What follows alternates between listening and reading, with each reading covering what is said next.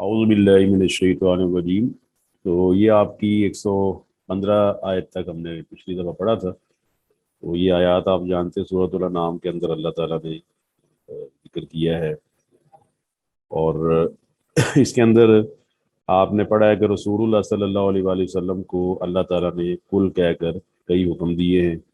और इसके अंदर अकीदे की इस्लाह के तौर पर कई आयत जो हैं वो अ, अल्लाह ताला की तरफ से बयान की गई है। तो वो तमाम आयात जो हैं वो हमारे अकीदे की दुरुस्ती और हमारे अमाल की दुरुस्ती के लिए इंतहाई ज़रूरी है। तो इसके अंदर जो आपने आखिरी दफ़ा जो लेक्चर पढ़ा है उसके अंदर हमने ये पढ़ा था कि अल्लाह ताला के अलावा कोई भी ऐसा नहीं है जो हमारे ज़िंदगी के फ़ैसले कर सके। क्योंकि ये जो आयत आपके सामने नज़र आ रही है आपको, उसके अंदर आपने पढ़ा है कि अफ़ग़ैरल्लाहि अब्तग़ी हकमन। अल्लाह ताला के नबी अलैहिस्सलाम ने फरमा रहे हैं अल्लाह ताला के कहने पर कि क्या मैं अल्लाह के अलावा कोई फैसला करने वाला तलाश करूं। तो साफ ज़ाहिर है इससे एक सीधी बात मुराद है, और वो ये है कि अल्लाह वहदहू ला शरीक के अलावा फैसला करने वाला कोई है ही नहीं। तो अल्लाह ताला फरमाता है कि उसने तो तुम्हारी तरफ किताब को तफसील के साथ नाजिल फरमा दिया है, और जो लोग जिनको किताब दी गई है वो भी जानते हैं कि ये अल्लाह ताला की तरफ से नाजिल शुदा है। तो आपने इसके अंदर शक में नहीं पड़ना। और आखिरी आयत आपने पढ़ी थी कि अल्लाह ताला के जो कलिमात हैं वो सिद्क और अदल। ये आपको पता है अरबी ज़ुबान में जब आप ग्रामर पढ़ते हैं तो उसके अंदर आपने पढ़ा होगा हालत रफ़ा, नसब और जर। तो आप में से किसी को इल्म हो हालत रफ़ा, नसब और जर के बारे में तो वो शेयर करे ज़रा मुझसे। सर हालत रफ़ा तो उसकी हालत होती है, उसके बाद जब नस्ब आती है वो पहली तब्दील शुदा हालत होती है। अगर तो उसमें हरकत की तब्दीली हो तो जी ज़बर में चेंज हो जाती है पेश, जी अगर तो हर्फ की तब्दीली है तो वाव और अलिफ या में बदल जाता है, जी। और जर में ज़ेर में बदल जाती है अगर तो वो गैर मुनसरिफ ना हो तो। जी वेरी गुड जी। असल में यानी कि हर इसम जो है ना आम तौर पे हालत रफ़ा को पसंद करता है। तो कुछ अल्फाज ऐसे हैं जो हालत नस्ब में चले जाते हैं किसी फैक्टर की वजह से। जैसे आपको पता है इन्ना, अन्ना, कान्ना, लाकिन्ना, लईता, लाल्ला। अब ये अगर किसी इसम से पहले आ जाए तो उसको हालत नस्ब में ले जाएंगे। इस तरह ना आपने पढ़ा है फेल के अंदर जो है ना वो बाद अल्फाज तमीज़ के तौर पर इस्तेमाल होते हैं। जैसे कुरान मजीद के अंदर आता है ना रब्बी ज़िदनी, ए अल्लाह मुझे बढ़ा दे। अब आगे वजाहत होती है किस लिहाज से बढ़ाना है। बाज़ लोग पैसे के लिहाज से बढ़ना चाहते हैं, बाज़ ताकत के लिहाज से बढ़ना चाहते हैं। तो अल्लाह के नबी अलैहिस्सलाम को अल्लाह ने फरमाया रब्बी ज़िदनी इल्मा, इल्म के लिहाज से मुझे बढ़ा दे। तो यहाँ पर भी तमीज़ की गई है, यानी कि एक तमय्युज़ किया गया है, एक फ़र्क किया गया है और एक इम्तियाज़ दिया गया है कि आपके जो कलिमात हैं आपके रब के वो सच्चाई के लिहाज से और अदल व इंसाफ के लिहाज से मुकम्मल हो चुके हैं, और उसके कलिमात को बदलने वाला भी नहीं। दुनिया का कोई भी हिस्सा हो और सदी या कुरून का कोई भी वक्त हो, अल्लाह वहदहू ला शरीक की किताब जो है वो ला रईब फीह है और ला मुबद्दिल लिकलिमातिही के असूल पर मबनी है। और अल्लाह ताला वो हुवा समीउल अलीम, और वो सुनने वाला और जानने वाला है। जी वजाहत होगी सबको जी। अब आगे अल्लाह वहदहू ला शरीक ने कुछ ऐसे फैक्टर, जो आज का सबक आपका 116 से 121 आयात तक है, तो उसके अंदर अल्लाह ताला फरमाता है। अब अगली आयत को पढ़ने से पहले ये बात ज़हन में रख लें कि अल्लाह ताला ने वो वजूहात बयान की हैं जिसकी वजह से अल्लाह ताला की आयत जो ला मुबद्दिला लिकलिमातिही के तहत आती हैं। अल्लाह की किताब जो ला रईबा फीही पर मुश्तमिल है, असूल पर। तो कौन से अनासिर हैं जिनकी वजह से अल्लाह वहदहू ला शरीक की किताब की बगावत की जाती है, या अल्लाह सुब्हानहू व तआला के बनाए हुए असूल जो उसने वही के ज़रिए अपने नबी और अम्बिया अलैहिमुस्सलातु वस्सलाम पर नाजिल फरमाए होते हैं उनकी मुखालफत की जाती है। तो वो अब आप इंशाल्लाह मुलाहिज़ा फरमाएंगे। अल्लाह फरमाता है वइन तुते अक्सर मन फिल अर्ज़ि युज़िल्लूका अन सबीलिल्लाह। तो आप जानते हैं इन हरफे शर्त है। तो हरफे शर्त जो है वो आने की वजह से अब इसका एक ना जवाब शर्त भी होगा। ये अरबी ज़ुबान की ग्रामर में आम है, और ये शर्त और जवाब शर्त आप दुनिया के अंदर असूल बनाते हैं तो उसके मुताबिक भी आप इसको अप्लाई करते हैं। जैसे आप अपने बेटे से या अपने भाई से या अपने किसी और रिश्तेदार से या किसी भी आदमी से कहते हैं अगर आपने मेरा ये काम कर दिया तो मैं आपको 5,000 रुपया दूंगा, या किसी और इनाम का आप तस्करा करते हैं। तो आपका اتنا کہہ دینا اگر آپ یہ کام کر دیں کافی نہیں، بلکہ آپ اس شرط کا جواب دیں گے کہ اگر آپ نے کام کر دیا تو میں آپ کو یہ کام کروں گا۔ تو سے پہلے جو ہے نا وہ آپ کی شرط ہے، اور تو کے بعد جو ہے وہ جواب شرط ہے۔ یہ واضح ہوگی جی آپ کو بات؟ جی کلاس واضح ہو گئی؟ کیونکہ یہ میں پوچھنا اس لیے ضروری ہے کہ آپ کو سمجھ آ جائے اس چیز کی۔ جی سر ہو گیا۔ جی سر سمجھ آ گئی۔ اللہ تعالیٰ فرماتا ہے وَإِن تُطِعْ، اگر آپ پیروی کریں گے، یہ ان کی وجہ سے یہ بھی ہوتا ہے کہ دو جزمیں آئی ہیں تو یا جو ہے نا تُطِیعُ کا یا جو ہے وہ درمیان میں ختم ہو گیا اور اس نے آخر میں جزم دے دی، اس کو کہتے ہیں جازمۃ المضارع، اطاع یطیع اور تطیع کے شروع میں ان لگا ہے تو ان کی وجہ سے تبدیلی آئی ہے کہ ایک تو یا ختم ہو گئی ہے اور ایک یہ ہے کہ عین جو ہے وہ حالت جزم میں چلا گیا ہے۔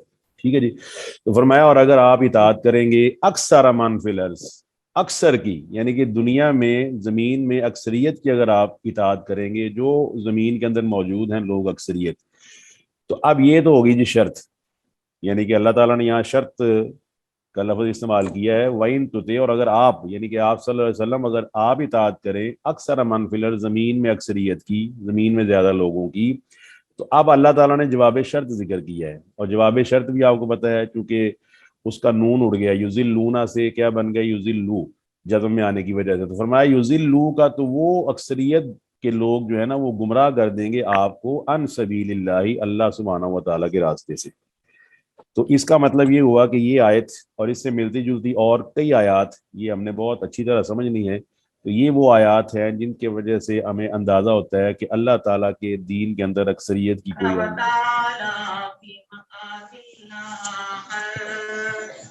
یہ اپنا مائکرو فون بند کر دیں۔ اللہ تعالیٰ فرماتا ہے کہ اگر آپ مانیں گے بات اکثریت کی، جسے آج کل سرمایہ دارانہ نظام میں میجورٹی کہا جاتا ہے، تو اگر آپ اوبے کریں گے، اگر آپ بات مانیں گے میجورٹی کی، تو آپ کو پتہ ہے میجورٹی 100 میں سے کیا ہوتی ہے 51 اور 49 کا اگر ریشو ہو تو 51 کو آپ میجورٹی کہیں گے، 49 کو آپ مائنورٹی کہیں گے، اقلیت کہیں گے۔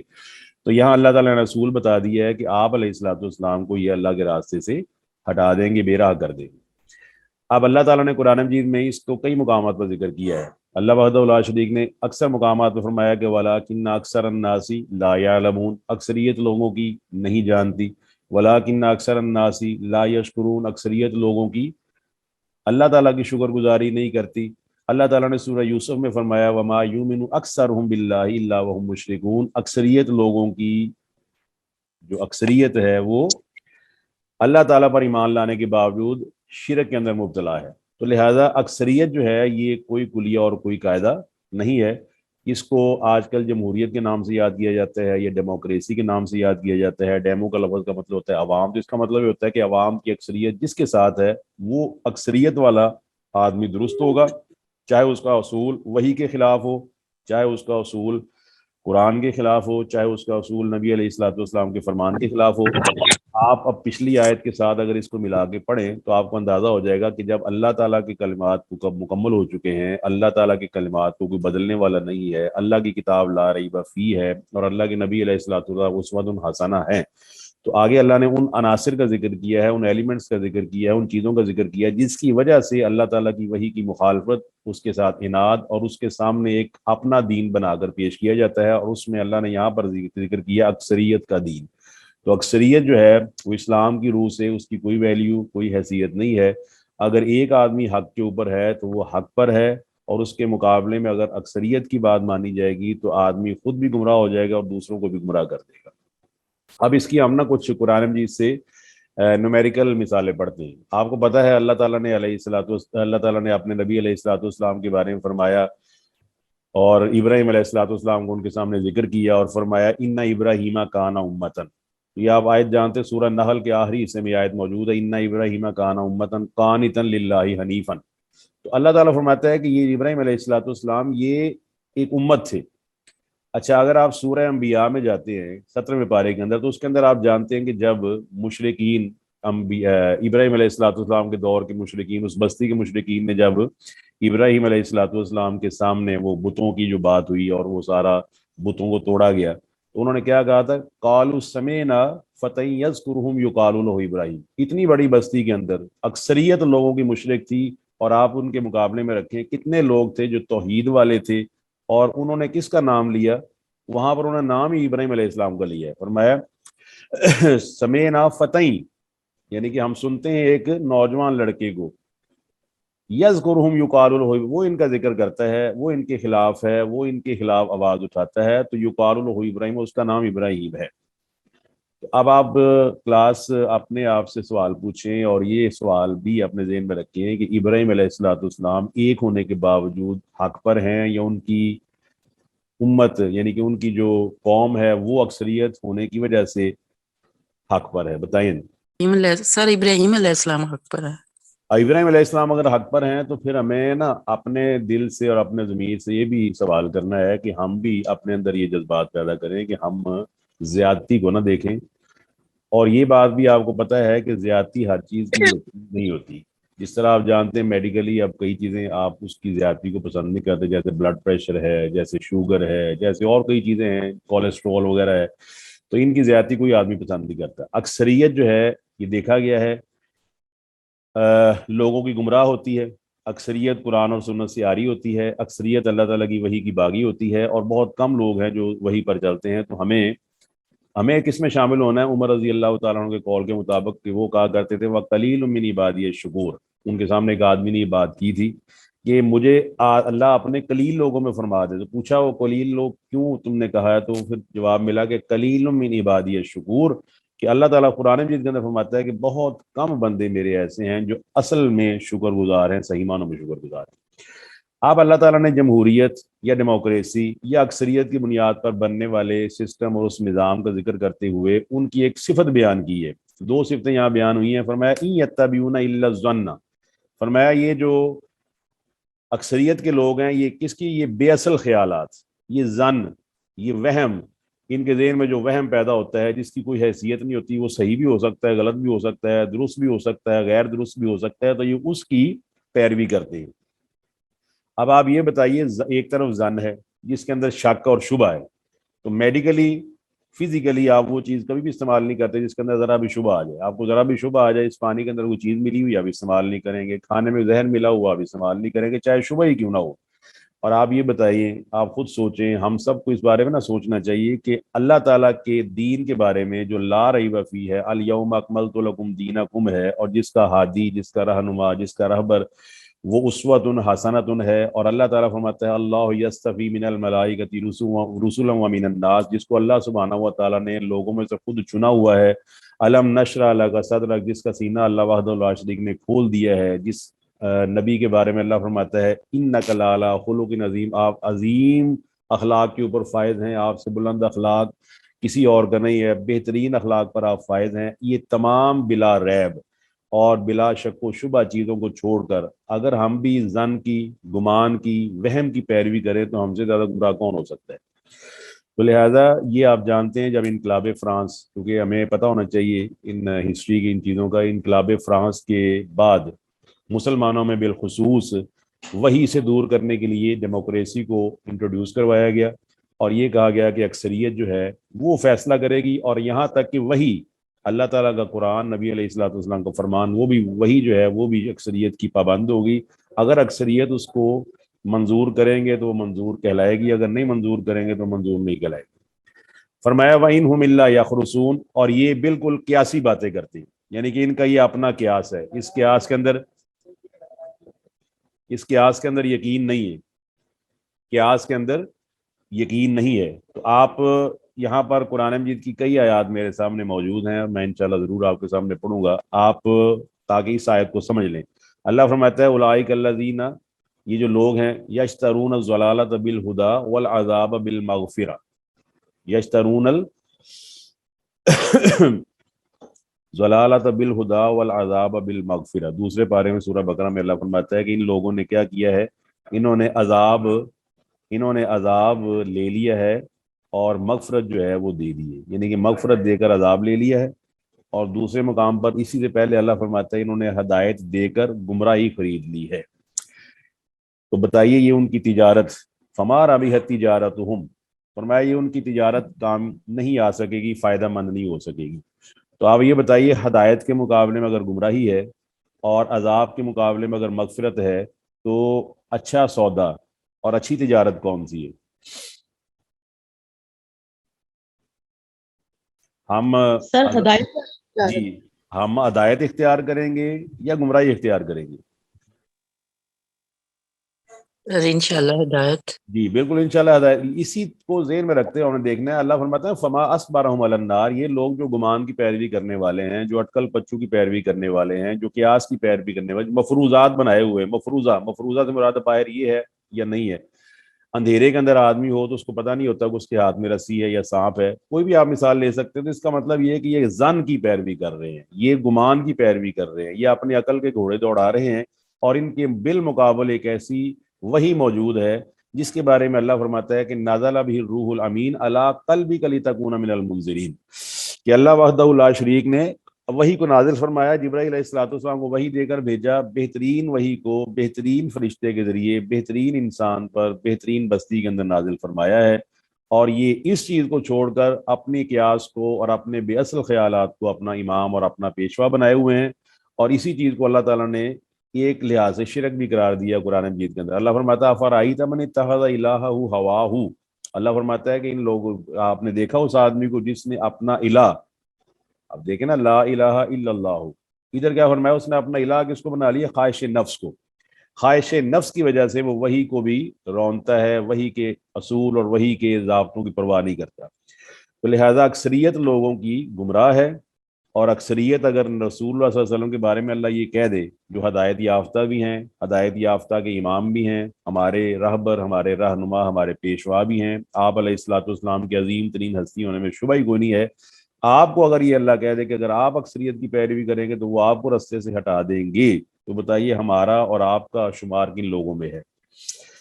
آگے اللہ فرماتا ہے ان ربک کا، بے شک آپ کا رب، هو عالم، وہ خوب جانتا ہے، من یضل عن سبیلہ، جو اس کے راستے سے ہٹا ہوا ہے. اللہ تعالیٰ جانتا ہے جو اس کے راستے سے ہٹا ہوا ہے، اس کو زیادہ علم ہے.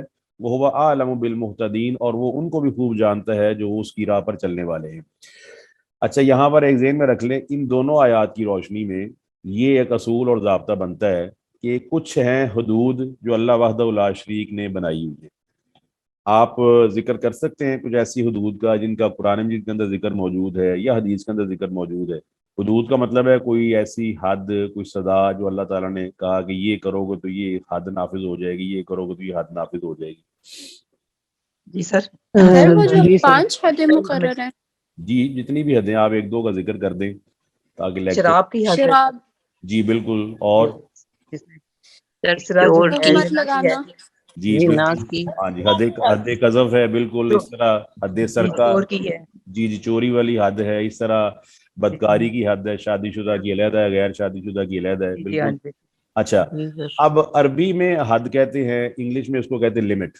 اور آپ نے ایک باؤنڈری بنا لی ہے، آپ نے ایک باؤنڈری وضع کر لی ہے، جس طرح ہمارے ہاں سرحدیں ہوتی ہیں، اور ہمارے ہاں خود سے بعض کھیلوں کے اندر بھی ہم ایک باؤنڈری بنا لیتے ہیں. جس طرح ہم نے کرکٹ کے اندر ایک باؤنڈری بنا لی، اور باؤنڈری کے بعد ایک ہم نے پچ بنا لی، وہ پچ اتنی لمبائی کی ہوگی. اس پچ کے بعد یہ ہوا کہ اس کے اندر ہم نے ایک لائن اختیار کی، اس لائن کے اوپر سے گزرنے والے پاؤں کو ہم نے کہا کہ یہ نو بال کہلائے گی. یہ تمام حدود جو ہے نا وہ یہ مقرر کی گئی ہیں انسان کی طرف سے انسان کے لیے. اور آپ کو پتا پوری دنیا اس کی پیروی کرتی ہے اور اس کو بڑے اچھے طریقے سے فالو کرتی ہے. تو کیا خیال ہے اللہ تعالیٰ کی حدیں جو اللہ تعالیٰ نے بنائی ہوئی ہوں، کیا وہ اس قابل نہیں ہے کہ ان کو بھی فالو کیا جائے، اور ان کو بھی اس لیے فالو کیا جائے کہ یہ ہمارے خالق کی طرف سے ہمارے لیے تخلیق کردہ ہیں، اور خالق سے زیادہ مخلوق کا خیر خواہ کوئی اور نہیں ہو سکتا. یہاں میں یہ ذکر ضرور کرنا چاہتا ہوں، ہمارے ہاں جو یہ حقوق اور فرائض کے عدم توازن کی باتیں کی جاتی ہیں، اور یہ باتیں جو ہے مغربی میڈیا کی طرف سے آتی ہیں، اور ہم اس کو نا آنکھیں بند کر کے اس پہ یقین کر لیتے ہیں. سیدھی سی بات ہے، اللہ وحدہ لا شریک نے ایک حد مقرر کی، ایک انسانوں نے حد مقرر کی، اور ہمیں آج کل کے سسٹم کے لحاظ سے یہ کہا گیا کہ انسانوں کی بنائی ہوئی حدیں تو درست ہیں، مگر خالق کائنات کی بنائی ہوئی حد نعوذ باللہ من ذالک وہ درست نہیں ہے. جس طرح آپ نے غور کیا کہ ایک آپ کرکٹ کو جانتی ہوں گی، تھوڑے سے میں مثال ہٹ کے دے رہا ہوں، وہ یہ کہ ایک کرکٹ کا میچ ہے، اس میں 20 اوور ہوتے ہیں، اور ایک کھلاڑی کو 4 اوور سے زیادہ گیند کرنے کی اجازت نہیں ہوتی. کیا یہ اصول آپ کو معلوم ہے؟ جی سر معلوم ہے. جی اب ہم یہ سمجھتے ہیں کہ ٹھیک ہے بھائی، ہم اس کو نا جمہوری اور اسلامی اصولوں کے لحاظ سے، جو اللہ نے ان السمع والبصر والفؤاد ہمیں دماغ دیا ہے، ذہن دیا ہے، آنکھیں دی ہیں، ہم دیکھتے ہیں ایک آدمی 4 اوور کرتا ہے، اس کے بعد وہ امپائر سے یا اپنے دوسرے جو بھی اس کے گیم کے جو مطلب بڑے ہیں ان سے کہتا ہے جی میں پانچواں بھی کرنا چاہتا ہوں. وہ کیا کہتے ہیں؟ وہ کہتے ہیں جناب آپ کو اجازت نہیں ہے پانچواں کرنے کی. کیا آپ کے سامنے وہ آدمی صحت مند نہیں ہے؟ کیا وہ آدمی طاقتور نہیں ہے؟ کیا وہ آدمی نہیں چاہتا کہ اس کی ٹیم جیت جائے، 5 اوور کرے؟ تو آپ کو اگر وہ آدمی ذرا اصرار کرتا ہے نا تو اس کو فوراً جرمانے کی سزا دے دی جاتی ہے یا اس کو 3-4 میچوں سے نکال دیا جاتا ہے. کیا میں یہ بات جو کر رہا ہوں یہ آپ اس کو درست تسلیم کرتے ہیں؟ جی سر ایسے ہی ہے، آج فائن ہوتا ہے اس پہ. بالکل فائن ہوتا ہے. پھر نو بال کا فائن ہے. تو آپ یہ بتائیں اگر یہ فائن ہم نے مان لیا ہے اور یہ ہم اس کا حق تسلیم نہیں کر رہے تو کیا خیال ہے یہ حقوق کی خلاف ورزی نہیں ہے؟ ہمارے ہاں مردوں اور عورتوں کے حقوق ہم نے پہلی بات تو خود بنا لیے ہیں اور اکثریت کی وجہ سے بنائے ہیں. اکثریت نے کچھ اصول وضع کر لیے ہیں اپنی عقل کے مطابق، اور عقل کیا ہے؟ ان الحق لا یغنی ان الظن لا یغنی من الحق شیئا. ظن جو ہے نا وہ حق کے مقابلے میں کوئی فائدہ نہیں دیتا. ظن کا حق کے ساتھ کوئی مقابلہ نہیں ہے. جس طرح آپ سونے اور تانبے کا مقابلہ نہیں کرتے، بالکل ایسے ہی ہے کہ آپ اس کا کبھی بھی مقابلہ نہیں کریں گے. حق حق ہے اور ظن ہے، وہ وسوسہ ہے، وہ بے اصل خیال ہے، وہ کیسی بات ہے پتہ نہیں درست ہوتی ہے کہ نہیں درست ہوتی. تو لہٰذا ہمیں آج اکثریت کے اس فتنے سے نا باہر نکلنا ہوگا. اگر ہم اللہ تعالیٰ کی شریعت پہ آنا چاہتے ہیں، اللہ کے دین پر آنا چاہتے ہیں تو ہمیں اس سے بغاوت کا راستہ اختیار کرنا ہوگا اور اس کے لیے لوگوں کو مائل کرنا ہوگا کہ وہ وحی کی طرف آئیں، کیونکہ وحی سے دوری کی وجہ اکثریت اور وحی سے دوری کی وجہ مال کی اکثریت رہی ہے. نحن اکثر اموالا و اولادا وما كنا معذبین. قرآن مجید کے اندر فرماتا ہے کہ ہم تو اکثر ہیں مال کے لحاظ سے بھی، اولاد کے لحاظ سے بھی، ووٹ بھی ہمارے بہت زیادہ ہے، مال بھی بہت زیادہ ہے، لہٰذا ہمیں عذاب نہیں دیا جائے گا. تو لہٰذا ہمیں اللہ تعالیٰ کی حدود کی پیروی کرنی ہے. عقلی طور پر بھی یہ بات ثابت ہے، نقلی طور پر بھی یہ بات ثابت ہے. تو آخری مثال میں دے کر میں اگلی آیت شروع کرتا ہوں. آپ دیکھیں جب آپ ڈیم سے بجلی بنتی ہے اس کے وولٹیجز ہوتے ہیں 40,000 30,000. آپ میں سے جو لوگ انجینئرنگ سے تعلق رکھتے ہیں ان کو پتہ ہے اس تمام چیزوں کا، فزیکل فیکٹرز کا پتہ ہے. لیکن جب آپ کے گھر میں آتے ہیں تو بتائیے وولٹ کتنے ہو جاتے ہیں؟ سر 220 آتے ہیں ہمارے گھروں میں. ہاں 220. گھروں میں 220 230 تک آتے ہیں. اور آپ خود جانتے ہیں کہ اگر ذرا زیادہ ہو جائیں تو آپ کی اپلائنسز جو ہیں وہ جل جائیں گی.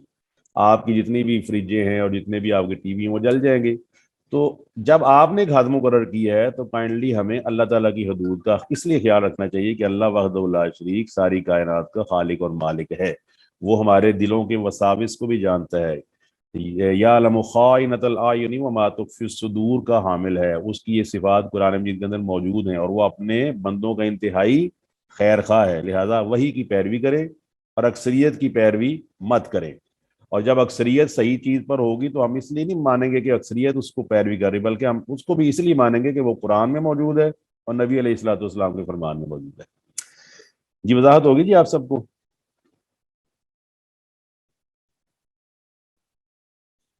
جی سر. اچھا آگے اللہ فرماتا ہے فَكُلُوا مِمَّا ذُكِرَ اسْمُ اللَّهِ عَلَيْهِ إِن كُنتُمْ بِآيَاتِهِ مُؤْمِنُونَ. آگے اللہ تعالیٰ نے ذکر کیا فَكُلُوا، یہ بھی اللہ تعالیٰ کا حکم ہے. کل واحد ہے، اکلا یا کلو کھانا، تو اس سے فعل امر بنتا ہے کل، آپ کھا لیجئے. یہ واحد کا ہے کلا، جو آپ کو پتہ ہے آدم علیہ السلام اور حوا علیہ السلام کے بارے میں قرآن میں بتا وَكُلَا مِنْهَا رَغَدًا حَيْثُ شِئْتُمَا. کلا کا مطلب ہوگا تم دونوں کھا لو، اور کلو کا مطلب ہوتا ہے تم سب کھاؤ. اس میں مرد بھی شامل ہو جاتے ہیں اور عورتیں بھی شامل ہو جاتی ہیں. فرمایا فَكُلُوا، تو تم کھاؤ، مما اس میں سے، ذکر اسم اللہ علیہ جس پر اللہ تعالیٰ کا نام لیا جائے، ان کنتم بآیاتی مومنین، اگر تم اپنے رب کی آیات پر ایمان رکھتے ہو، اس کے احکامات پر ایمان رکھتے ہو تو کھاؤ. اچھا اس آیت کے جو پہلا امر ہے کلو، اس سے یہ واضح ہو جاتا ہے کہ اللہ وحدہ لا شریک چاہتا ہے، اللہ وحدہ لا شریک اس بات کو پسند کرتا ہے کہ اس کی بنائی ہوئی چیزوں میں سے کھایا جائے. اس کا مطلب ہے کہ کھانا کھانا یہ نہ صرف اللہ تعالیٰ کا حکم ہے بلکہ اللہ کے حکم کی پیروی کے اندر اس کے انبیاء کی سنت ہے مستقل، کہ کانوا یاکلون الطعام ویمشون فی الاسواق. قرآن مجید کے اندر اللہ تعالیٰ فرماتا ہے کہ سارے کے سارے نبی کانوا یاکلون الطعام، ماضی استمراری کا فائدہ دیتا ہے اگر فعل مضارع سے پہلے کانا یا کانا یا کانو آ جائے، فعل ناقص کی گردان کانا کانا کانو کانت کانتا کننا. تو اللہ فرماتا ہے کہ سارے کے سارے نبی وہ کھایا بھی کرتے تھے اور بازاروں میں چلا بھی کرتے تھے. وقت جب ہوتا کوئی ضرورت پیش آتی تو بازار میں چلے جاتے تھے. تو یہاں پر ایک وضاحت یہ ہوگی کہ اسلام جو ہے وہ ترک دنیا کا نام نہیں ہے. اسلام ترک دنیا کا نام نہیں ہے. کیا خیال ہے جی, درست ہے یہ بات؟ جی جی سر. سر. جی. اور یہ بھی نا ہمارے یہاں بہت بڑا مغالطہ ہے. وہ لوگ کہتے ہیں بھائی اسلام کا مطلب یہ ہے کہ بعد آپ مسجد میں بیٹھ جائیں اور آپ نے نکلنے نہیں پا رہی. یعنی کہ یہ نا سمجھ لیں کہ آج کل ہم نا ایک ایسے فتنے میں رہ رہے ہیں جس کے اندر ذہن کو اغوا کیا جا رہا ہے. جسم کا اغوا تو کم ہو گیا ہے, ذہن کا اغوا بہت زیادہ ہے. اس کو کہتے ہیں کہ آپ کے برین کو سیبوٹیج کیا گیا ہے اور اس کو کڈنیپ کر لیا گیا ہے. تو لہٰذا اپنے ذہن کو ہم نے کڈنیپ ہونے سے بچانا ہے, کیونکہ جب ذہن کڈنیپ ہو جائے تو پھر اللہ تعالیٰ کی وحی کی سمجھ نہیں آتی. اسلام کہتا ہے ربنا آتنا فی الدنیا حسنۃ وفی الآخرۃ حسنۃ وقنا عذاب النار. اسلام کہتا ہے ولا تنس نصیبک من الدنیا. اسلام یہ کہتا ہے واما بنعمت ربک فحدث. قرآن مجید کے اندر اس کے کئی احکامات موجود ہیں. تو اس کا کلو کا ایک چھوٹا سا امر جو ہے نا, اس سے وضاحت ہوتی ہے کہ ہم کھا سکتے ہیں, ہم پی سکتے ہیں, لیکن شرط وہی ہے کہ جس طرح آپ نے شرط لگائی ہے کہ بھائی اس سے آگے آپ نے اپنا پاؤں نہیں بڑھانا ورنہ غلطی ہو جائے گی, بالکل ایسے ہی سمجھ لیں کہ اللہ وحدہ لا شریک نے بھی کھانے کی حدیں مقرر کر دی ہیں کہ یہ کھانا ہے اور یہ نہیں کھانا. یہ آگے آیت آئے گی آپ کے اگلے سبق میں شاید کہ قد فصل لکم ما حرم علیکم الا ما اضطررتم الیہ, کہ تم پر جو چیزیں حرام کی گئی ہیں وہ وضاحت سے بیان کر دی گئی ہیں, الا ما اضطررتم الیہ, مگر وہ جس کے لیے تم مجبور کر دیے جاؤ. اچھا, اس کے اندر نا ایک جو واقعہ آتا ہے روایات میں, وہ یہ ملتا ہے کہ بعض لوگ نا مسلمانوں کو طنز کا نشانہ بناتے تھے. وہ کہتے ہیں ایک جانور مر جاتا ہے خود سے, مرا ہوا ہے, سڑک پہ پڑا ہوا ہے, راستے میں کہیں پڑا ہوا ہے, تو مسلمان اس کا گوشت نہیں کھاتے, اور جس کو یہ خود ذبح کرتے ہیں اس کا گوشت کھا لیتے. تو وہ یہ دلیل پیش کرتے تھے کہ جس کو اللہ نے مارا ہے, جو یعنی کہ سڑک پہ مر گیا, اس کو تو انہوں نے کھایا نہیں, جو انہوں نے خود مارا اس کو کھا رہے ہیں. تو یہ بات بیوقوفی ہے. حالانکہ دیکھنا یہ ہوتا ہے کسی کام میں کہ خالق نے حکم کیا دیا ہوا ہے, خالق کا حکم کیا ہے, اور اپنے عقل کو استعمال کرنا خالق کے حکم کے سامنے یہ کس کی علامت ہے اور کس کی پیروی ہے؟ یہ شیطان کی پیروی ہے, جس کو اللہ تعالیٰ نے فرمایا جب سجدے کا حکم دیا فسجدوا الا ابلیس ابا واستکبر وکان من الکافرین. اس نے بھی دلیل پیش کی تھی کہ خلقتا, آپ نے اس کو پیدا کیا ہے, مجھے تو خلقتا نہیں من نار وخلقتہ من طین, مجھے آگ سے پیدا کیا ہے, اس کو مٹی سے پیدا کیا ہے, میں آگ سے بنا ہوا مٹی کو کیوں سجدہ کروں؟ تو اس نے اپنی عقل استعمال کی ہے اللہ وحدہ لا شریک کی حکم کے سامنے, اور قرآن کی روح سے وہ کیا ہو گیا ہے, وہ اپنی عقل کا غلام بن گیا ہے, اس نے اپنی عقل کو اپنا الہ بنا لیا. تو یہ اللہ فرماتا ہے کہ کھاؤ, جس پر اللہ کا نام لے لیا جائے اس کو کھاؤ, ان کنتم بآیاتہ مومنین, اگر تم اللہ تعالیٰ کی نشانیوں پر ایمان رکھتے ہو, اللہ تعالیٰ کی نشانیوں پر تمہارا یقین ہے, تو تم اس کو کھاؤ جس پر اللہ تعالیٰ کا نام لیا جائے. نیچے تفسیر میں بھی لکھا ہوا ہے کہ جس جانور پر شکار کرتے ہوئے یا اس کو ذبح کرتے ہوئے یا اس کے جو نہر, جس طرح اونٹ کو کیا جاتا ہے, اس کے گلے کے اوپر ایک خاص طریقے سے خنجر مار کے اس کو ذبح کیا جاتا ہے, تو اسے کھا لو, اگر شرط یہ ہے کہ وہ ان جانوروں میں سے ہو جس کا کھانا مباح ہے. اور اس سے یہ وضاحت ہو جاتی ہے کہ اگر جان بوجھ کر عمدن ان موقعوں پر اللہ تعالیٰ کا نام نہ لیا جائے تو جو حلال جانور ہے وہ بھی حلال طیب نہیں ہوتا. یہ وضاحت ہو جاتی ہے. آگے اللہ فرماتا ہے وما لکم, اور تمہیں کیا ہو گیا ہے, اللہ تاکلوا, کہ تم نہیں کھاتے, مما ذکر اسم اللہ علیہ, ان جانوروں میں سے جو اللہ وحدہ لا شریک کے نام کے ساتھ, یعنی کہ جس پر اللہ تعالیٰ کا نام لیا گیا ہے, تو تم اس میں سے کیوں نہیں کھاتے؟ اور کیا ہے وقت فصل لکم, اور یقیناً فصل تفصیل سے اس نے بیان کر دیا ہے. فصل فعل ماضی ہے اور اس کا تعلق ہے باب تفعیل, باب ثلاثی مزید فی کا جو دوسرا باب ہے نا, پہلا باب افعال ہے, دوسرا تفعیل ہے. اس کے اندر نا پایا جاتا ہے جس طرح آپ کہتے ہیں نا انزلہ اور نزلہ, اس کے اندر نا ایک اہتمام پایا جاتا ہے. جس طرح آپ کہتے ہیں کہ ایک ہوتا ہے کاتا اور ایک ہوتا ہے قطع, کاٹنا. تو آپ کو پتہ ہے کہ ایک چیز ہے کہ آپ ہاتھ سے ویسی کاٹ دیتے ہیں اور ایک درزی کاٹتا ہے. اور آپ یہ بتائیے عام میرے کسی کپڑے کو پھاڑنے میں اور درزی کے پھاڑنے میں کیا فرق ہے؟ سر قاعدے طریقے کا فرق ہوتا ہے. جی بالکل قاعدے طریقے کا فرق ہے. آپ کہیں گے قطع, اس نے کاٹا مگر بڑے طریقے کے ساتھ, اس نے پوری پیمائش لی ہے, اس کو 18 انچ کاٹنا ہے, اس کو 20 انچ کاٹنا ہے, اس کو 40 انچ کاٹنا ہے, اس شلوار کو اتنا رکھنا ہے, تو اس کا کاٹنا آپ کو دکھتا نہیں ہے. لیکن اگر آپ کا بچہ غلطی سے کپڑا کاٹ دے تو آپ کو اس لیے دکھتا ہے کہ اس نے آپ کے کپڑے کو خراب کر دیا ہے. تو یہاں پر وضاحت ہے وقد فصل, یعنی کہ بڑے اہتمام سے بڑی سجاوٹ کے ساتھ بڑے طریقے کے ساتھ اللہ وحدہ لا شریک نے تفصیل بیان کی ہے. وقد فصل لکم، اور اس نے تفصیل بیان کی ہے، لکم تمہارے لیے، ما حرم علیکم، اس چیز کی جو اس نے تم پر حرام کیا ہے. اب حرمہ بھی باب تفصیل ہے. اچھا اس کے اندر یہ وضاحت ہے، آپ کو پتہ ہے کہ جو خطرناک چیزیں ہوتی ہیں ان کی نشاندہی زیادہ ضروری ہے. کیا خیال ہے جی؟ جی سر. ہاں آپ کو مجھے مجھے مجھے پتہ ہی نہیں ہے، تو جب مجھے پتہ چل جاتا ہے نا کہ خطرناک چیزیں یہ ہیں تو ان کی نشاندہی زیادہ ضروری ہے. مجھے بتایا جائے، لکھا ہو کہ یہاں پہ کرنٹ ہے، یہاں پر کچھ جانور ہے، یہاں آپ گزریں گے تو یہ خطرہ ہو سکتا ہے آپ کو، آگے کھائی ہے، آگے موڑ خطرناک ہے. اور دوسرا اس سے یہ وضاحت ہوتی ہے کہ اگر دو چیزیں ہیں، ایک حرام ہے اور ایک حلال ہے، جس طرح مثال دی جاتی ہے، اگر آدمی کے پاس دو قسم کے کرنسی نوٹ ہوں، ایک 100 کا ہو اور ایک 500 کا ہو، تو آپ اگر اس کو علیحدہ کریں تو اگر آپ 100 کے علیحدہ کریں تو کیا خیال ہے 500 کے علیحدہ کرنے کی ضرورت رہ جائے گی یا نہیں؟ نہیں سر. کیونکہ وہ خود ہی علیحدہ ہو جائیں گی. جیسے ہی آپ 100 کے علیحدہ کر لیں گے، لال لال نوٹ علیحدہ کر لیں تو وہ ہرے نوٹ جو ہے نا وہ سارے آٹومیٹیکلی 500 کے علیحدہ ہو گئے. بالکل ایسے ہی اللہ وحدہ لا شریک نے جب حرام کو بالکل وضاحت کے ساتھ بیان کر دیا ہے تو اس سے وضاحت ہو جاتی ہے کہ اس کے علاوہ بچنے والی تمام چیزیں وہ حلال ہیں، آدمی اس کو کھا سکتا ہے. اور اس میں اندر کسی فقہی قاعدے اور کلیے کے تحت آدمی ایک ہے اس کی اپنی طبیعت نہ کھائے، وہ علیحدہ مرضی، لیکن اس کو حرام نہیں کہہ سکتا. آگے اللہ فرماتا ہے الا ما اضطررتم الیہ، مگر وہ تمام چیزیں، وہ جانور جن کو اللہ تعالیٰ نے حرام کر دیا، تو وضاحت ہوگی مگر جس پر تم مجبور کر دیے جاؤ. اب وہ مجبوری آپ جانتے ہی ہیں، حرم علیکم المیتۃ والدم ولحم الخنزیر وما اہل بہ لغیر اللہ.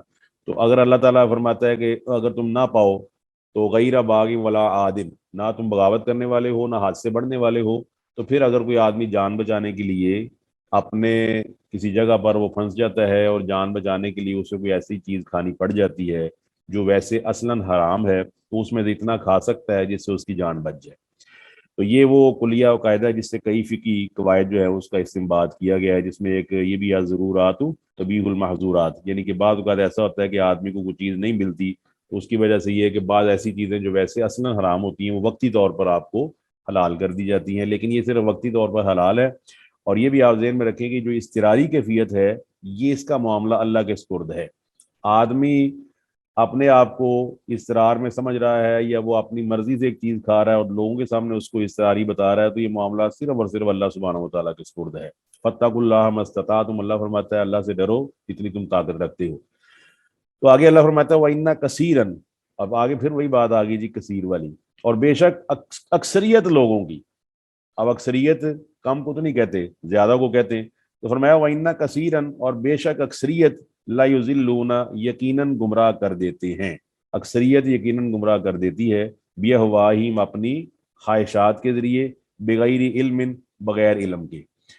اس کا مطلب یہ ہوا کہ یہاں بھی اللہ تعالیٰ نے اکثریت کی دو باتیں ذکر کر دی ہیں، بلکہ تین باتیں ذکر کر دی ہیں کہ اکثریت گمراہ کرنے والی ہے، نمبر ایک. نمبر دو، اپنی خواہشات ہوا کی پیروی کرنے والی ہے.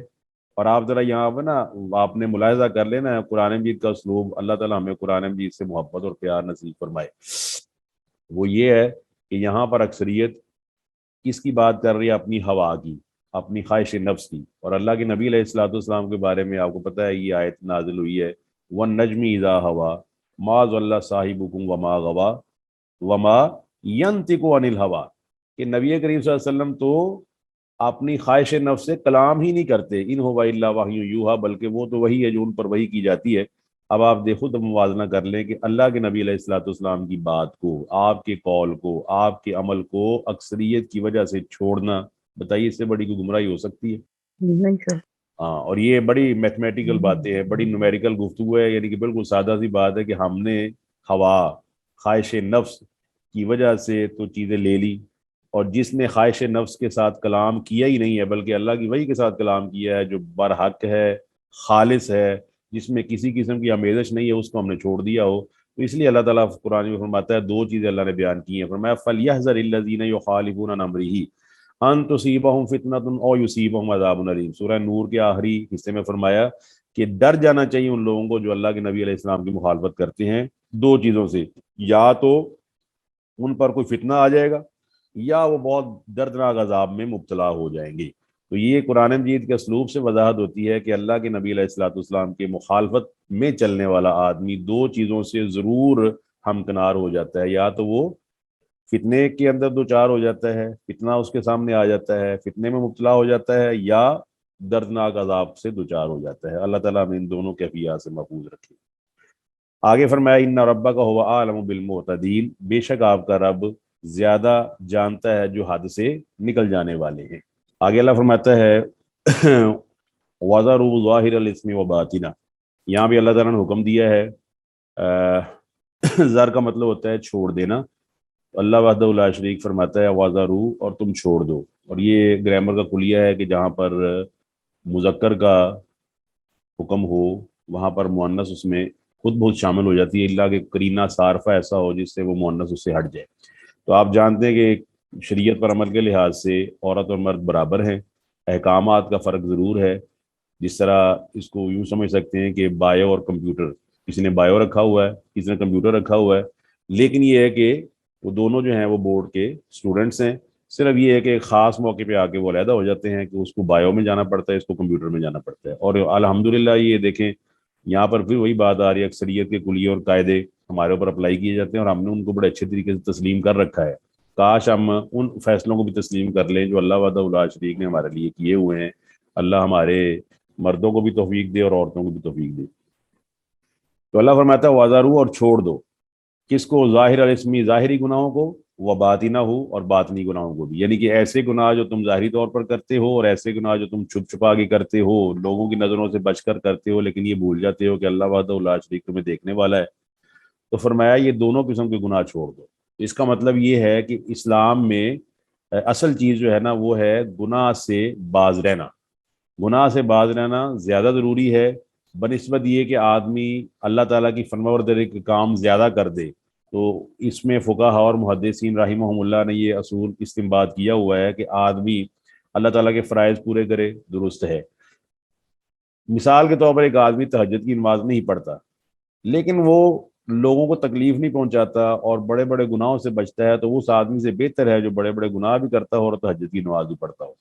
ان کا مطلب کہنے کا یہ ہے کہ منہیات سے بچنا زیادہ بہتر ہے کہ مباحات پر بندہ عمل کرے۔ تو یہاں پر اللہ فرماتا ہے کہ ظاہری گناہوں کو بھی چھوڑ دو اور باطنی گناہوں کو بھی چھوڑ دو، ٹھیک ہے جی۔ اور فرمایا ان الذین یکسبون، بے شک وہ لوگ، کسب یکسبو سے بنتا ہے یکسبون، کمانا، کیا کما رہے ہیں؟ الاسم، یہ اسم کما رہے ہیں، اور اسم کا مطلب ہوتا ہے گناہ۔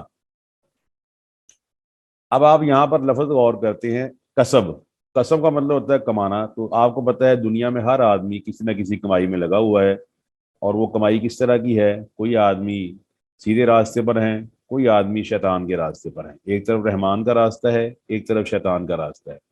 تو ہر آدمی کوشش کر رہا ہے۔ آج کل سردیاں ہیں، آپ کو پتہ ہے کہ صبح، تو اب میں یہ پوچھ رہا تھا آپ سے کہ ہم ہر آدمی نہ کچھ کما رہا ہے، ہر آدمی کچھ نہ کچھ کما رہا ہے، میں بھی کما رہا ہوں، آپ بھی کما رہے ہیں، اور اس وقت ماشاءاللہ آپ اپنے کئی کام چھوڑ کر اللہ تعالیٰ کی توفیق سے آپ اس وقت اپنے قیمتی وقت میں سے اللہ تعالیٰ کی کتاب کو وقت دے رہے ہیں۔ اللہ تعالیٰ ہمیں اس کی مزید توفیق عطا فرمائے۔ تو کہنے کا مقصد یہ ہے کہ یہ آپ جانتے ہیں کہ یہ کمائی ضائع نہیں جائے گی، اور آپ ایک چیز کو کمانے کے لیے محنت کر رہے ہیں، تو ہر آدمی محنت کرتا ہے۔ وَلَيْسَ لِلْإِنسَانِ إِلَّا مَا سَعَىٰ، اور جو سورہ کہف کے جو آخری رکوع ہے، الَّذِينَ ضَلَّ سَعْيُهُمْ فِي الْحَيَاةِ الدُّنْيَا وَهُمْ يَحْسَبُونَ أَنَّهُمْ يُحْسِنُونَ صُنْعًا، فرمایا ان کی جو ٹائم ہے نا، جو وقت ہے، جو انرجی ہے، جو حواس خمسہ ہیں، جو طاقت اور قوت ہے، وہ دنیا کمانے میں گزر گئی۔ وَيَحْسَبُونَ، اور وہ یہ گمان کرتے رہے، أَنَّهُمْ يُحْسِنُونَ صُنْعًا، کہ بڑے نیک کام کر رہے ہیں۔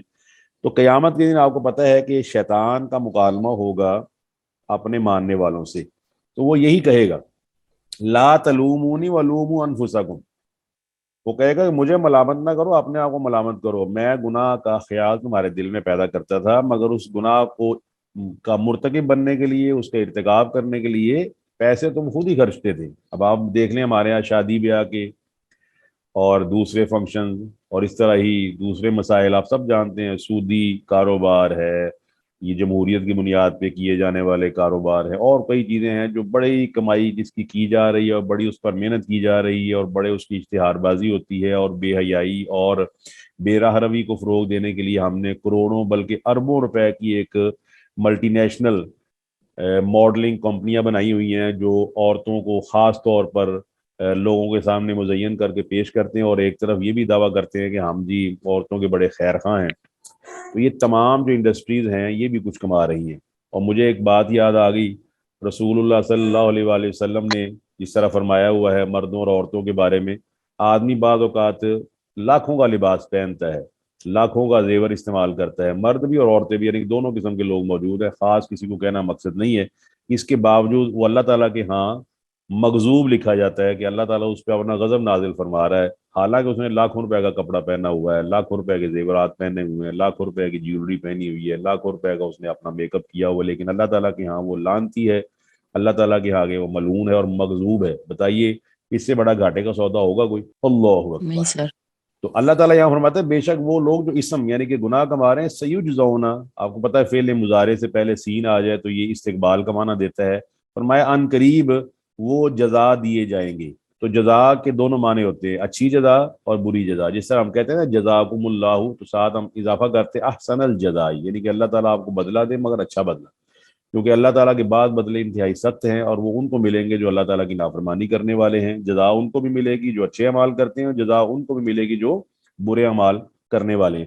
تو فرمایا جو یہ کام کر رہے ہیں، جو گناہ یہ کما رہے ہیں، یہ ان قریب ان کو ان کے کیے کی ضرور سزا دی جائے گی. تو یہاں پر اللہ تعالیٰ نے ہمیں جو حکم دیا ہے وہ وضاحت ہے. ہم نے ظاہری گناہوں سے بھی بچنا ہے اور باطنی گناہوں سے بھی بچنا ہے. اب آپ کو پتہ ہے آج کل کے دور میں جو ظاہری گناہ کئی قسم کے ہمارے یہاں موجود ہیں، مثال کے طور پر عورتوں کا بے پردہ ہو کر پھرنا، اسی طرح مردوں کا اپنی داڑھی کو منڈوانا، اس طرح ہی عورتوں کا مردوں کا لباس اور مردوں کی شباہت اختیار کرنا، اس طرح مردوں کا عورتوں کی شباہت اختیار کرنا، یہ ظاہری گناہ ہے، یعنی کہ وضاحت ہو جاتی ہے. اور بعض گناہ ایسے ہیں جو باطنی ہیں. اس وقت باطنی گناہوں کا زیادہ تر تعلق جو میرا خیال ہے وہ ہمارے موبائل فون کے ساتھ ہے، یا ہمارے پی سی یعنی کہ پرسنل کمپیوٹر کے ساتھ ہے، کہ ہم اکیلے بیٹھ کر اللہ تعالیٰ کی نافرمانی، اللہ تعالیٰ ہمیں محفوظ رکھے. تو یہ اس کے اندر اپنی خلوت کو بندہ بہتر بنائے، جلوت بھی اس کی بہتر ہو اور خلوت بھی اس کی بہتر ہو. اور دوسرا ہمیں اس میں یہ سبق ملتا ہے کہ جو آدمی گناہوں کو کماتے ہیں تو ہمیں اپنی کمائی، اپنا تنخواہ یا اپنا جو بھی ہمارا گزر بسر ہے اس کو کسی لحاظ سے بھی گناہ کے کاموں کے لیے استعمال نہ کرنا چاہیے، نہ ہونے دینا چاہیے. تعاونوا علی البر والتقوی ولا تعاونوا علی الاثم والعدوان. اللہ فرماتا ہے کہ نیکی کے کاموں میں تعاون کرو اور عدوان اور اسم، گناہ اور بغاوت کے کاموں میں، حد سے بڑھ جانے والے کاموں میں کسی سے تعاون نہ کرو. آگے اللہ فرماتا ہے ولا تاکلوا، آخری آیت آج کی، فرمایا اور نہ کھاؤ. یہاں یہ نفی نہیں اللہ نے کی ہے، ایک امر ہے اور ایک نہیں ہے. یہاں پہ نہیں ہوگی کہ نہ کھاؤ، مما اس میں سے لم یذکر اسم اللہ علیہ، جس پر اللہ تعالیٰ کا نام نہیں لیا گیا، وَإِنَّهُ لَفِسْقٌ، اور بے شک وہ نافرمانی کا کام ہے. بے شک وہ، اس کی تفصیل انشاءاللہ آگے آئے گی، تو لہٰذا ہم اس کو اگلے لیکچر میں تفصیل کے ساتھ پڑھیں گے. آگے اللہ فرماتا ہے وَإِنَّ، اور بے شک. اب بے شک کیا ہے؟ شیاطین، بے شک شیطان. اللہ اکبر. یہاں پر وحی کی قسم بیان ہوئی ہے جو شیطانی وحی ہے. شیطانی وحی وہ ہوتی ہے جو شیطان، اللہ تعالیٰ کے نافرمان، وہ اپنے لیوحون الی اولیاءہم، اپنے ولی یعنی اپنے دوستوں کی طرف کرتے ہیں. تو قرآن مجید نے یہ دونوں چیزیں بیان کر دی ہیں، اولیاء الشیطان بھی اور اولیاء الرحمن بھی. ایک اولیاء اللہ ہے اور ایک اولیاء الشیطان ہے. تو جو اولیاء ہیں یہ ولی ہے، یہ دوست ہیں، یعنی کہ شیطان جو وحی کرتا ہے اور اس کے جو کارندے ہیں، اس کے جو ولی ہیں، وہ پھر اس وحی کو فالو کرتے ہیں اور اس وحی کے اصولوں کو مانتے ہیں اور اس کی پیروی کرتے ہیں. تو اب آپ خود سوچ سکتے ہیں کہ وحی کی جو دو قسمیں ہیں، ان وحی کی دونوں قسموں میں سے کون سی قسم اس قابل ہے کہ اس کی پیروی کی جائے اور اس کی اطاعت کی جائے اور اس کی فرما برداری کی جائے؟ سر ظاہر ہے وحی الہی. جی آپ دیکھیں بالکل ظاہر ہے. اور آپ میں نے پچھلے لیکچر میں آپ بتایا تھا کہ وحی الہی جو ہے نا انتہائی بابرکت ہے. وہ فزیکلی بھی بابرکت ہے، اسپرچولی بھی بابرکت ہے. دیکھیں اسپرچولی تو بعض آدمی کہہ سکتے ہیں نا جی پتہ نہیں کیا ہوگا اگلے جہاں میں، کیا ہوگا کیا نہیں ہوگا، لیکن فزیکلی دیکھیں، میں نے پچھلی دفعہ بھی آپ سے کہا تھا اوحا ربک الی النحل، اللہ تعالیٰ مکھی کو، شہد کی مکھی کو وحی کرتا ہے. بتائیے اللہ کی وحی کا فائدہ ہوا پوری انسانیت کو کہ نہیں ہوا؟ فزیکلی سر بالکل ہوا. بالکل ہوا. آپ کو ایسا کھانا ملا، ایسا مشروب ملا کہ جس مشروب کا کوئی مقابلہ نہیں ہے. وہ اتنا زبردست مشروب ہے کہ اللہ نے جنت کی 4 نہروں میں بھی اس کا خاص طور پہ ذکر کیا ہے، وہ سورہ محمد میں. اب دیکھیں یہاں پر اب دوسری میں نے مثال دی تھی وہ موسیٰ علیہ السلام کی والدہ، وہ اصبح فؤاد ام موسیٰ فارغن. یہ فواد کا لفظ میں نے بول دیا، یہ ایک اسٹوڈنٹ نے پوچھا تھا، وہ میں اس کو بھی واضح کر دوں، وہ اسٹوڈنٹ جنہوں نے فواد اور قلب کا پوچھا تھا وہ موجود ہیں جی؟ جی سر وہ تھوڑی دیر پہلے تو تھی. اب چلے تو فواد اور قلب کا فرق یہ ہوتا ہے جی، فرق کو خاص نہیں ہے. بعض کہتے ہیں جس طرح سمع اور اذن کا فرق ہے یا بصر اور عین کا فرق ہے، جیسے آپ کہتے ہیں آنکھ دیکھتی ہے، تو کوئی کہتا ہے جی آنکھ تو ایک آلہ ہے، اس کے اندر جو بصارت ہے وہ دیکھتی ہے. تو اصل میں نا جو قلب ہے قرآن مجید کے لحاظ سے قلب پر بولا گیا لفظ کہ یہ نہیں سمجھتا، لہم قلوب لا یفقہون بہا. اور فواد حکمت کے لحاظ سے ویسے کہا جاتا ہے کہ فواد جو ہے نا یہ ایک حصہ ہے قلب کا. اور بعض کہتے ہیں کہ یہ فواد جو ہے نا یہ جس طرح ایک گاڑی ہے اس کے کئی حصے ہوتے ہیں، تو قلب ایک بڑی چیز ہے اور اس کا ایک چھوٹا حصہ یعنی کہ ایک اس کا جز، ایک اس کا کمپوننٹ وہ فواد ہے. اور جو فواد ہے وہ اصل میں جذبات کا اور احساسات کا مرکز ہے، کہ جہاں سے جذبات اور احساسات برآمد ہوتے ہیں. تو اللہ تعالیٰ جس طرح فرماتا ہے نا وَأَصْبَحَ فُؤَادُ أُمِّ مُوسَىٰ فَارِغًا، موسیٰ علیہ السلام کی جو والدہ کے جذبات والا حصہ ہے وہ بے قرار ہو گیا کہ یہ میرا بچہ چھوٹا سا بچہ ہے، میں اس کو کیسے ڈال دوں. تو اللہ تعالیٰ نے وحی کی ام موسیٰ کی طرف، اور پھر فرمایا کہ اِنَّا رَادُّوهُ إِلَيْكَ وَجَاعِلُوهُ مِنَ الْمُرْسَلِينَ، ہم اس کو تیری طرف لوٹا دیں گے اور اسے مرسل یعنی کہ رسولوں میں سے بھی کر دیں گے. تو شیطان کی وحی کیا کرتی ہے؟ اب دیکھیں نا شیطان کی وحی کا بھی کوئی نہ کوئی اثر ہوگا. وی آل نو ایک طرف ہنی ہے اور ایک طرف پوائزن ہے. ہنی کیا کرتا ہے؟ طاقت دیتا ہے، قوت دیتا ہے، صحت دیتا ہے. اور پوائزن کیا کرتا ہے؟ آدمی کو مار دیتا ہے. تو شیطان کی وحی کیا کرتی ہے؟ لیجادلوکم، تاکہ یہ لوگ تم سے جدال کریں وحی کے معاملے میں. جو وحی کہتی ہے اس کے الٹ چلیں گے، جو وحی کہتی ہے اس کا خلاف کریں گے، جو وحی کہتی ہے اس کا اناد کریں گے، جو وحی کہتی ہے اس کی مخالفت کریں گے. تو شیطان کی وحی کا نتیجہ یہ نکلتا ہے کہ جب آدمی پہ شیطان کی وحی حاوی ہو جاتی ہے تو وہ اللہ تعالیٰ کی آیات کے خلاف ہو جاتا ہے اور اللہ تعالیٰ کے اصولوں اور ضابطوں کے خلاف ہو جاتا ہے، بلکہ اس کے خلاف بحث کرتا ہے، اس کے خلاف مجادلہ کرتا ہے. اور اگلی آیت کا حصہ جو ہے نا بڑا جسے کہتے ہیں ہلا دینے والا، فرمایا وَإِنْ أَطَعْتُمُوهُمْ، اور اگر تم، اب آپ دیکھیں یہ جو آیت کا ٹکڑا ہے اس کے اولین مخاطب کون ہے؟ آپ جو آیت پڑھ رہے ہیں اس کے اولین مخاطب کون تھے؟ نبی صلی اللہ علیہ وسلم. اور نبی صلی اللہ علیہ وسلم نے یہ آیت کن کو پڑھ کے سنائی ہوگی؟ صاحب ذرا صحابہ کو سنائی ہوگی. تو صاحب جی ذرا جی اولین مخاطبین جو رضی اللہ عنہم ورضوا عنہ ہیں، رضی اللہ عنہم جن کا رزلٹ آ چکا ہے کہ وہ اللہ تعالیٰ نے ان سے رضامندی کا اظہار کیا. اللہ فرماتا ہے وَإِنْ أَطَعْتُمُوهُمْ، اگر تم ان کی پیروی کرو گے إِنَّكُمْ لَمُشْرِكُونَ، تو بے شک تم بھی مشرک ہو جاؤ گے.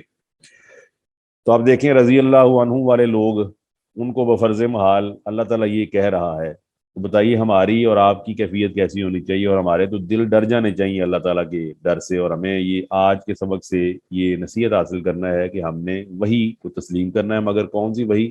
جو رحمان نے کی. کس پر کی؟ محمد رسول اللہ صلی اللہ علیہ وسلم پر کی. اور وہ وحی کیا تھی؟ اللہ تعالیٰ نے قرآن مجید کے اندر اس وحی کی حفاظت کا ذکر کیا ہے. لا یاتہ الباطل من بین یدیہ ولا من خلفہ تنزیل من حکیم حمید. اس طرح فرمایا عالم الغیب فلا یظہر علی غیبہ احد الا من ارتضی من رسول فانہ یسلک من بین یدیہ ومن خلفہ رصدا. فرمایا دائیں بھی فرشتے ہیں بائیں بھی فرشتے ہیں. وحی کو خالص کر کے محفوظ بنا کے انہوں نے کس پہ نازل کیا ہے؟ نزل علی قلبک لتکون من المنذرین، آپ کے سینہ اطہر پہ نازل کیا ہے تاکہ آپ لوگوں کو ڈرائیں. تو یہ جی آپ کا آج کا سبق. اس کو نا ہم مزید انشاءاللہ اس آیت کو جو 121 تک مکمل ہو گیا ہے تو اس آیت کو ہم انشاءاللہ آگے لے کر چلیں گے. چلے ٹھیک ہے، انشاءاللہ اگلے ہفتے پھر ملاقات ہوگی. اللہ آپ کو حفظ و امان میں رکھے اور ایمان کی سلامتی عطا فرمائے.